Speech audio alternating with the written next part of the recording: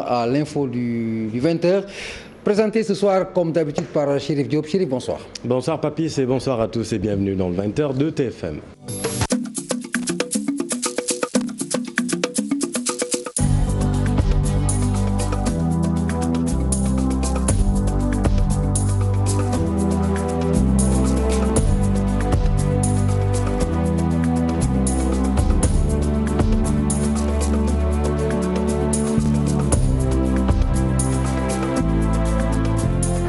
Dans l'actualité de ce mardi, les Sénégalais retrouvent une vie à peu près normale devant l'impératif économique et la crainte d'une paupérisation générale. Le chef de l'État a décidé de relancer la machine. Vous le verrez, les populations sont prises en étau entre le besoin de renouer avec la vie sociale et la peur d'attraper le virus. Reportage à suivre. Le ministre de la Santé et de l'Action sociale valide les décisions du président. Selon Abdoulaye Diouf Sarr, aucune lutte sanitaire ne se fera dans un chaos économique et social. Pendant ce temps, les contaminations et les morts continuent de croître au Sénégal. 4 décès et 95 Covid+ sont rapportés ce mardi. Ils vivaient dans des conditions atroces dans la forêt classée de Bignona. Plusieurs enfants âgés entre 5 et 14 ans ont été retirés d'un dara implanté dans la forêt. Ils vont désormais rejoindre leur famille. Voilà pour le sommaire. Tout de suite, le développement.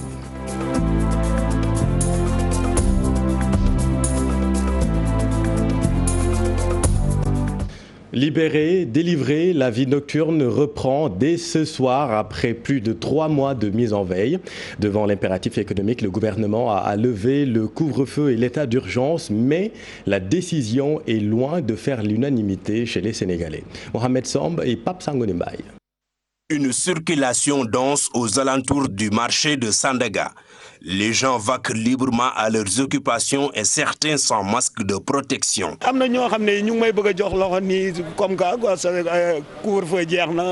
Il y a des personnes qui ont voulu me serrer la main tout à l'heure. Et pour eux, le fait de lever l'état d'urgence veut dire tout simplement que nous ne devons plus respecter les gestes barrières. C'est un faux débat. Nous devons apprendre à vivre avec le virus pour sauver notre économie. Maktar se dit prêt à vivre avec le virus, mais il estime que le chef de l'État a cédé à la pression en prenant la décision de lever l'état d'urgence. On dirait que l'État est en train de tâtonner. Le chef de l'État ne doit pas céder à la pression. Il n'est redevable à personne. Maintenant, c'est à nous de prendre les choses en main et de nous protéger. La suppression des restrictions ne doit en aucun cas encourager le laxisme sur le respect des gestes barrières. Pour ce Sénégalais, chacun doit prendre ses responsabilités. Il y a des gens qui respectent les gestes barrières quand même. Ici à Dakar, le port de masque est respecté. Mais le laxisme, c'est partout. Il y a même certains qui pensent que la maladie n'existe pas. La levée de l'état d'urgence assortie du couvre-feu est diversement appréciée par les Sénégalais. Pour le chef de l'État, l'urgence de se protéger contre la pandémie reste une priorité au bénéfice de tous les Sénégalais. Et le ministre de la Santé et de l'Action sociale approuve les décisions prises par le président de la République. Aucune lutte sanitaire n'est possible dans un chaos économique et social, selon le ministre de la Santé, Abdoulaye Diouf Sarr. Il invite les Sénégalais à plus de vigilance. Aucune lutte sanitaire n'est possible dans un chaos économique et social. Après le chef de l'État, je voudrais réitérer mes félicitations et encouragements au personnel de santé et d'action sociale pour les performances réalisées durant ces 4 mois. Toutefois, la situation de l'axe Dakar-Thiès-Diourbel, qui polarise 9 cas sur 10, et plus particulièrement celle du département de Dakar, sont là pour nous rappeler que la vigilance doit être accrue et que le respect des mesures barrières doit être de rigueur. Et je note ici, pour féliciter l'ensemble de l'équipe de réanimation, puisque plus de 70% des cas graves sortent de réanimation tous les jours. Mesdames, Messieurs, une meilleure connaissance du virus nous a permis la prise en charge en extra-hospitalière. Et aujourd'hui, la prise en charge à domicile est possible pour certains patients qui bénéficient d'un cadre approprié. Et le Sénégal, retenez que le Sénégal a enregistré 4 nouveaux décès liés à la Covid-19, ce qui rapporte le nombre à 112. 30 cas graves sont pris en charge dans les services de réanimation et 95 Covid+ sont enregistrés aujourd'hui. Et puis à ne pas rater ce soir sur TFM pour se rendre compte de la tension, de la pression hospitalière, un grand reportage réalisé par notre réalisateur Pape Samba Thiam en immersion au cœur de la riposte. Grand reportage à suivre pour se faire une idée de la pression hospitalière ce soir à 21h30 sur TFM. Autre mesure annoncée par le chef de l'État, c'est la rouverture des frontières aériennes à partir du 15 juillet. Seul hic, les Sénégalais ne font pas partie pour le moment des voyageurs autorisés à fouler le sol européen, ce qui ne fait pas l'affaire des agences de voyage car l'Europe est une destination prisée des Sénégalais durant les vacances d'été. Reportage par Faraning et Amadouba. Comme une bouffée d'oxygène, l'annonce de la réouverture des frontières aériennes fait redonner le sourire à ces agences de voyage, une nouvelle accueillie avec beaucoup d'espoir. Nous avons en tout cas poussé un ouf de soulagement. En tant qu'agence de voyage, nous avons foi à une reprise totale partielle de nos activités, pour la simple raison que quand nos frontières sont déjà ouvertes et que nous ne puissions pas accéder à d'autres frontières, le problème reste entier. Vraiment, c'est une bonne nouvelle et pour l'instant, nous sommes soulagés en fait. Oui, nous accueillons cette nouvelle avec bonne humeur. Pour les gérants, le problème n'est pas totalement résolu. Certains pays maintiennent toujours leurs frontières fermées. Surtout l'espace Schengen, oui. Parce que nous avons beaucoup de nos clients qui sont actuellement coincés là-bas et qui veulent coûte que coûte avoir des billets pour pouvoir retrouver leur famille ici. C'est vice-versa aussi. Nous recevons des coups de fil, que ce soit par téléphone, par mail et même via les réseaux sociaux aussi, parce que nous sommes très actifs aussi là-bas. En général, c'est là où on ne peut pas aller, c'est là où il y a le souci. Quand on dit que le Sénégal ne peut pas aller dans le Schengen, en Europe, c'est une difficulté. Aujourd'hui, la psychose du coronavirus qui se trouve être en Chine aussi, qui est une destination phare pour les Sénégalais, est une difficulté. Donc vous voyez que nous pouvons recevoir des gens, mais hélas, nous ne pouvons pas partir. Ça pose encore un souci. Cette crise sanitaire due à la Covid-19 a fortement impacté ces agences de voyage. Elle a engendré des pertes énormes pour ce secteur. C'est comme toutes les agences de voyage, nous avons souffert. Je pense que ça fait 3 mois où l'activité du tourisme, ou en tout cas dans lequel nous sommes, a vraiment subi cette pandémie. C'était la galère. Oui, nous avons beaucoup galéré, travaillons, nous avons fait 2 groupes. Donc chaque groupe travaille 2 semaines dans le mois. C'est comme ça que nous avons procédé. Dès l'annonce de la réouverture des frontières aériennes prévues pour le 15 juillet prochain, certaines d'entre elles ont repris timidement des activités, des appels pour des réservations de billets ou des renseignements. Merci Pape Farah. Et puis à noter que dès demain, l'Union européenne rouvre ses frontières aux voyageurs de 15 pays. Seuls 4 pays africains sont autorisés pour le moment. Il s'agit du Maroc, de la Tunisie, de l'Algérie et du Rwanda. À noter que cette liste sera actualisée tous les 15 jours en fonction de l'évolution de la pandémie. L'Union européenne a fixé plusieurs critères pour qu'un pays soit sur la liste, notamment un taux de nouveaux cas proche ou en dessous de 16 par 100 000 habitants. Et puis à propos de la Tabaski, cet arrêté du gouverneur de Dakar portant création de points de vente de moutons à l'occasion de la fête de l'Aïd el-Kabir. Pour cause de crise sanitaire, le nombre a été revu à la baisse, entre autres points autorisés. Le rond-point Liberté 5, les 2 voies de Liberté 6. Le boulevard Cheikh Ahmadou Bamba de Grand Dakar, Ngor Talibou baisse, devanture Mosquée Nord Foire. Au total, 13 points de vente dans les arrondissements de Grand Dakar et des Almadies. Des heures d'ouverture de 6h à 21h.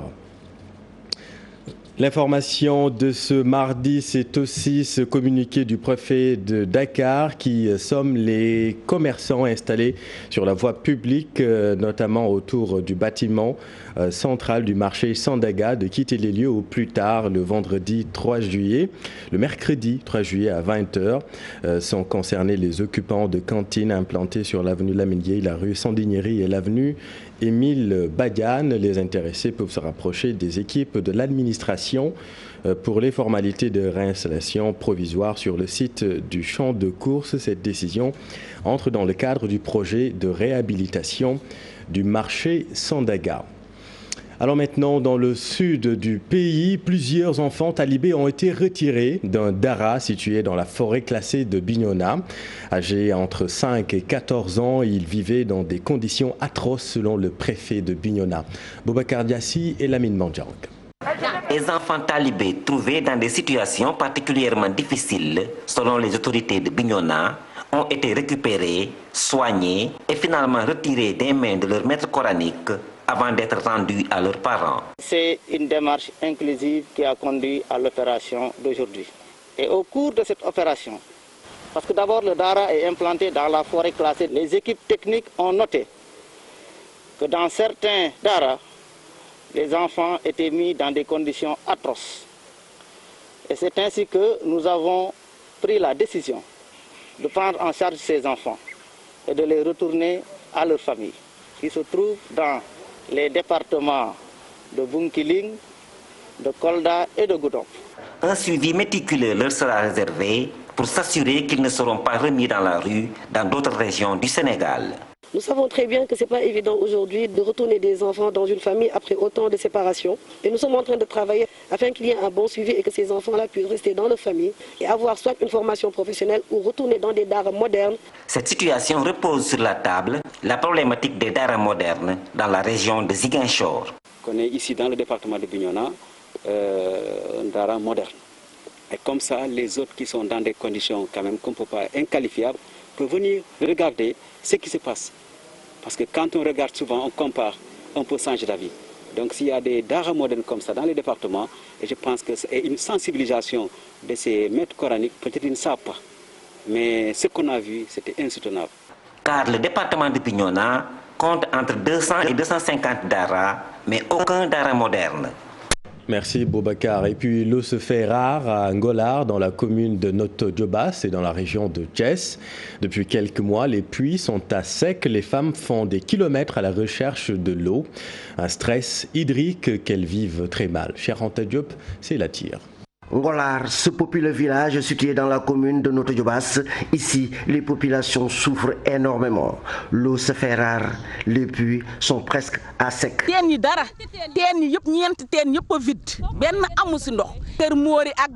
De Kermouri à Got en passant par Ndjoukha, Sinsine, dans tous ces villages, il y a un manque d'eau criant. Vous avez vu comme nous sommes fatigués. Nous empruntons ces charrettes, parcourons 4 km pour aller chercher de l'eau. Selon cette dame, les femmes du village parcourent chaque jour 3 à 4 km à la recherche du liquide précieux. Nous allons jusqu'à Sesen, Pathiamassalo, Mbafay et tous les puits ont tari. Ce manque d'eau a entraîné des conséquences néfastes sur le vécu quotidien des populations de Ngollar et villages environnants. Dans cette zone, l'agriculture et l'élevage sont les principales activités économiques. Ces femmes demandent l'érection d'un forage. La solution, c'est de construire un forage pour tous ces villages. Aujourd'hui, l'eau se fait rare à Ngollar et villages environnants. C'est ce qui a motivé beaucoup de jeunes filles et garçons à prendre le chemin de l'exode rural. Merci, cher. Litige foncier autour de l'ancien site de la sous-préfecture de Kahone. Le maire de Kahone, soutenu par quelques conseillers, ne parle pas le même langage avec le mouvement des jeunes Ars New Gor. Ces derniers s'opposent catégoriquement à l'affectation du site en privé alors que le maire de la commune et une partie des conseillers lui ont donné carte blanche. Explication Ibrahima Diamé et Faligaï. C'est sur fond de bousculade provoquée par quelques éléments de la plateforme Aar Sunu Gox, interdit d'accès à la salle, que le maire de Kahone et une partie de ses conseillers se sont réunis pour dégager leur position sur l'affectation du site de l'ancienne sous-préfecture de Kahone cédé à un privé du nom de Mohamed Ndiaye Rahma par l'État du Sénégal. Le maire et ses acolytes disent être favorables à cette cession. Le maire et ses conseillers sont en phase avec l'État qui a cédé vraiment au patrimoine, au titre privé, au titre foncier qui appartient à l'État, à un particulier, et dans la légalité. Et ce particulier, ce promoteur, est un citoyen, je dois préciser que c'est un citoyen de Kahone. Le camp du maire croit ainsi donc que l'homme à qui le site a été cédé peut y faire des investissements au bénéfice de la population. Nous allons peut-être essayer de discuter avec ce dernier, vraiment pour qu'il puisse réaliser sur ce site une infrastructure d'utilité publique qui aura un intérêt pour la population de Kahone. La position du maire et ses conseils. En tout cas, durant tout leur face-à-face avec la presse tenue à la salle de réunion du complexe socio-culturel de Kahone, l'ambiance au dehors était très mouvementée avec une vive bousculade entre les éléments défenseurs de la position du maire et des éléments de Aar Sunu Gox qui s'opposent à l'affectation de ce site. Restons dans la zone pour parler de la gestion foncière par les maires. Le maire de Ndiafat appelle à la sérénité. C'était à l'occasion de la rencontre des maires du pôle territoire Sine Saloum. Madame le maire de Ndiafat, par ailleurs conseillère économique, sociale et environnementale, appelle ses collègues à une gestion intelligente du foncier. Aïssata Ndiaye Tall est avec notre équipe à Kaolack. De lancer un appel les maires. Je lance solennellement un appel à nos collègues maires pour leur dire que quand même dans ce contexte, quand il s'agit d'affecter des terres, qu'ils le fassent en tenant compte des intérêts des populations. À mon avis, c'est de cette façon qu'ils peuvent aider le président Macky Sall à gouverner paisiblement dans la stabilité et de tendre vraiment vers le niveau de développement ou d'émergence auquel nous aspirons. Concernant ce cas-là qui fait l'actualité, c'est vrai, ça a suscité beaucoup de bruit. On n'a pas encore entendu l'autre camp, mais la justice, je crois qu'elle est là-dessus et nous édifiera davantage. Mais ce que je voudrais rappeler à nos collègues maires, c'est surtout donc de se ressaisir par rapport à la gestion du foncier qui est très sensible et quand il s'agit de cession ou d'affectation, qu'ils tiennent compte vraiment des intérêts de la population. Parce que nous aussi, le souci rek té ko nonu wax dañ ko exploiter mais buñ ko exploiter tam ñukoy exploiter li nga xamné moy njëriñu askan bi. Et puis le directeur exécutif d'Amnesty International Sénégal se félicite de l'adoption du projet de loi sur le port de bracelets électroniques comme mode d'aménagement des peines. Mieux, Seydi Gassama soutient que le port de bracelet peut être appliqué sur les prévenus pas encore jugés et qui ont commis des délits mineurs. Il est avec Mohamed Samb. Nous considérons que c'est une très bonne loi. Nous saluons la diligence avec laquelle elle a été adoptée. Elle a seulement été adoptée en Conseil des ministres il y a quelques mois. Là, elle vient d'être adoptée par le Parlement et déjà, on nous annonce la mise en place des crédits pour la mettre en œuvre de façon pratique. Alors, c'est une loi qui va contribuer à désengorger les prisons. Elle va permettre à des personnes qui sont condamnées pour des délits qui sont éligibles justement au bracelet, parce que le ministre a exclu les cas de viol, de pédophilie, de trafic de drogue. Et nous pensons également que le bracelet peut être appliqué à tous les prévenus, des personnes non encore jugées, mais qui sont évidemment sous le coup d'infractions mineures. Et cela va permettre à ces personnes également de rester dans les communautés et d'éviter d'aller engorger les prisons.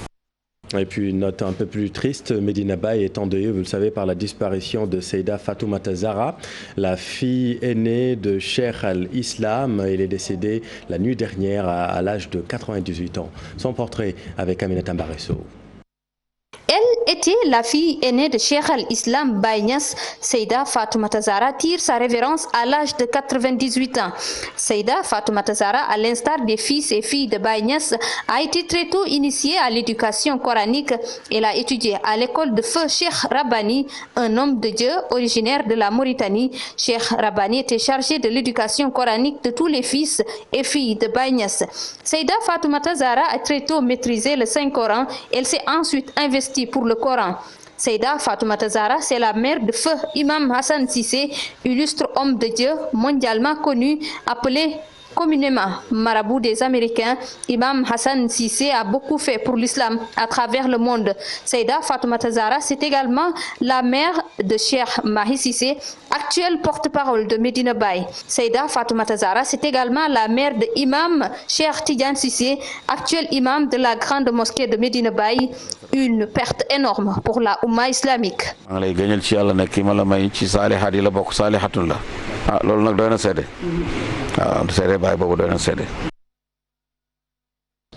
Et puis la DER met en garde les débiteurs de la structure publique qui refusent de rembourser la dette.